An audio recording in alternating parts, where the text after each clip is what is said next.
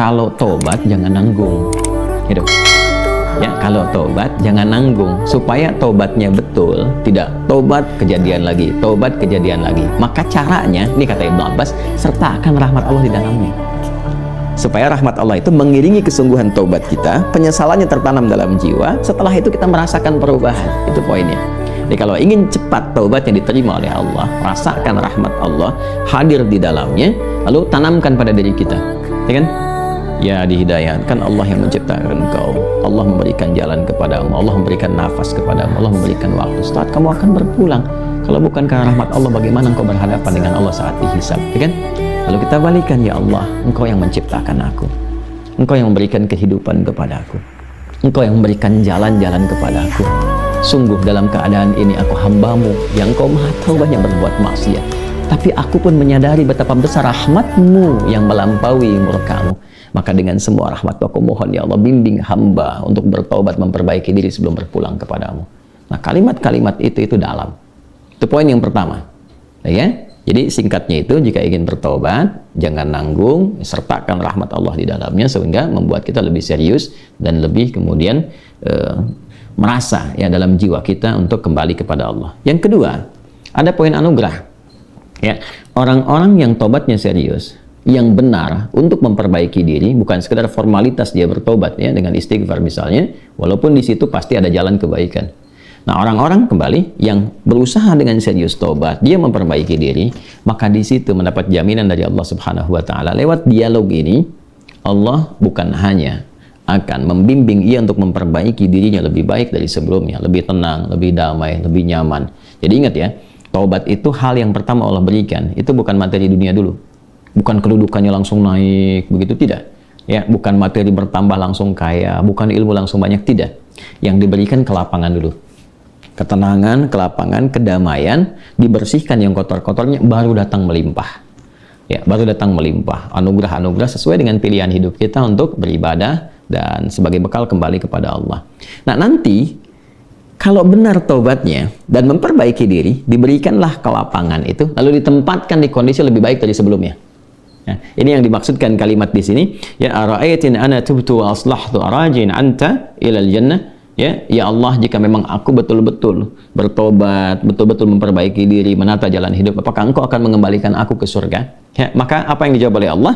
Ya, na'am, ya tentu saja, kamu akan dikembalikan. Tapi perhatikan cara Allah mengembalikannya. Ditempatkan di surga yang lebih baik dari surga pendahuluan sebagai tempat belajar sebelum turun ke bumi. Silakan perhatikan.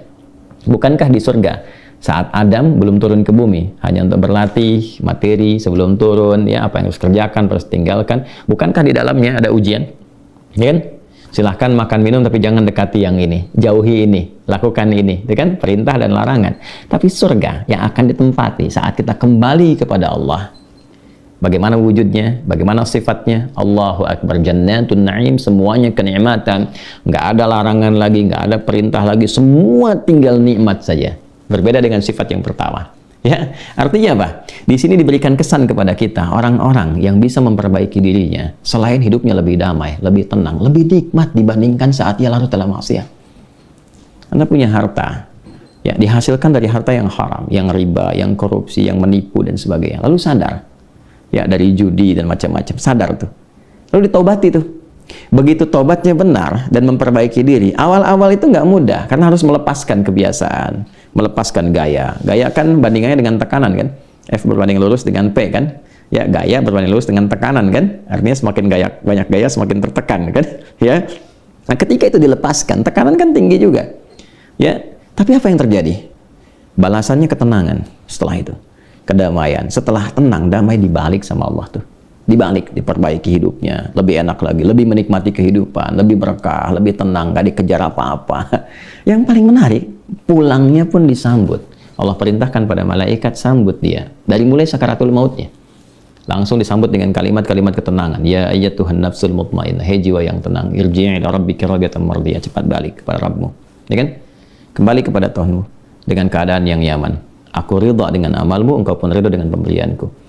Kemudian apa? Fadkhuli fi ibadi wadkhuli jannati. Masuk dalam golongan hamba aku siapkan surga untukmu. Nah, surga yang diinformasikan dalam sakaratul mautnya, aku siapkan surga untukmu, itu lebih indah, lebih baik dari semua kemewahan yang pernah ia rasakan di dunia, dan itu nggak ada bandingannya, walaupun setetes. Walau setetes. Itu poinnya. Jadi bertobat itu mesti punya motivasi. Ya, jadi kalau nggak ada motivasi, sulit kita melakukan itu. Motivasi terbaiknya adalah, nih, mau sampai kapan larut dalam maksiat? Bagaimana kalau sedang bermaksiat itu wafat? Ketika sudah menyadari itu, cepat perbaiki, cepat bertobat. Begitu tobat itu dilakukan dengan benar, janji Allah turun. Ya, selain dibimbing, diberikan ketenangan, kedamaian, dibalikin lagi, lebih nikmat dari sebelumnya, lalu dibimbing mendapatkan sesuai dengan bekalnya. Kalau ilmu dikuatkan dia, supaya cari surga dengan ilmunya. Kalau kedudukan diatur, supaya tidak mendapatkan kedudukan dengan nyogok, dengan korupsi, kan? Dan macam-macam. Naik itu, sesuai dengan maslahat dia. Dan kalaupun dapat harta dengan cara yang benar, nggak usah nipu, ya, nggak usah korupsi, nggak usah macam-macam gitu. Dapat dia, ditempatkan. Sampai dia jaga sampai wafat aja. Begitu meninggal, dapat yang terbaik. Lebih indah dari suasana yang dia dapatkan sebelumnya. Itu spiritnya. Ya, itu yang tadi saya katakan, menjadikan Allah sangat mencintai orang yang selalu berusaha menata dirinya lebih baik. Bertobat terus, tobat lisan, tobat pandangan, tobat pendengaran, sampai tobat kaki. Sampai dia merasakan perubahan dari semua organ tubuhnya. Tobat mata, dia berlatih. Jangan dikira kalau tobat itu, fungsi mata itu akan selesai dengan memandang saja. Tidak. Tantangannya ada. Nah, nanti keberhasilan tobatnya itu diukur dengan ketika memandang yang tidak diinginkan oleh imannya, dia bisa elakkan pandangan. Itulah ghadul basar. Ya, telinga juga begitu. Kalau sudah nanti cukup bagus, terlatih dengan tobatnya, dia akan hanya gunakan refleks pendengaran untuk yang baik saja, sampai ke ujung kaki. Demikian. Nah, itu kalau sudah ada ciri seperti itu, sikapnya berubah, ini tanda pertama bahwa tobatnya diterima oleh Allah Subhanahu wa Ta'ala.